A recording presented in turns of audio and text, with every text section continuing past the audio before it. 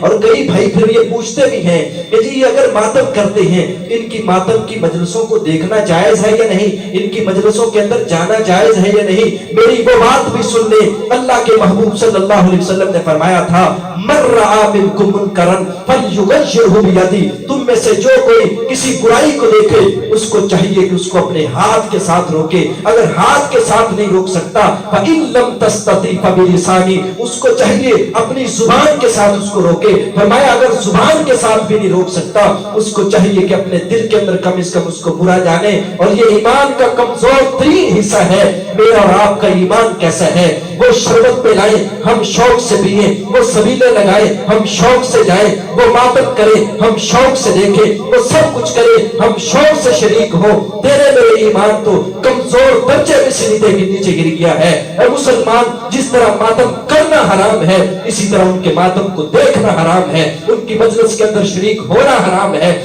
اگر آپ شریک ہو گئے جس آپ کو بھی برابر ان کی شمولیت کے اندر کی وجہ سے برابر کا گناہ ملے گا، لہٰذا بچ جائیے ایسی مجلسوں سے۔ اگر کوئی ایسا انسان راستہ بھٹکا ہوا ہے تو میری اس کو دعوت ہے کہ اللہ کے لیے صبر کے دامن کو تھامیے۔ رسول اللہ صلی اللہ علیہ وسلم کی ترغیب صبر، آپ کی تلقین صبر، آپ کی تعلیم صبر، اہل بیت کی تعلیم صبر، اہل بیت کی تلقین صبر۔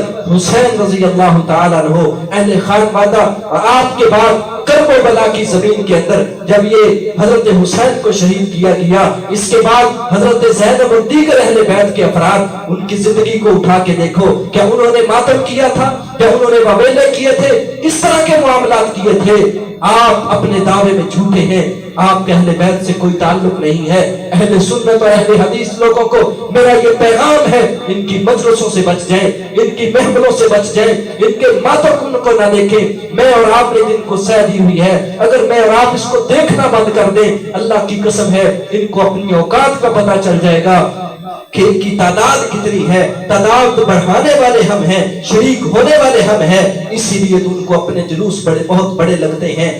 بچ جائیے ایسی مجلسوں سے، اپنے آپ کو بچا لیجئے۔ اللہ اس کے رسول نے جو ہمیں صبر کا درس دیا ہے اس کے اوپر کاربند رہیے، اسی کے اندر نجات ہے۔ یہی اہل بیت سے محبت ہے، یہی رسول اللہ صلی اللہ علیہ وسلم کی سنت ہے، یہی آپ کی آل اور آپ سے محبت کا طریقہ ہے، اسی کے اوپر کاربند رہیے۔ اللہ تعالیٰ مجھے اور آپ کو سمجھنے کی توفیق عطا فرمائے۔ اللہ تعالیٰ سے دعا ہے کہ جو کچھ بیان کیا اللہ ہمیں عمل کرنے کی توفیق عطا فرمائے۔ ان اريد الا الاصلاح ما استطعت۔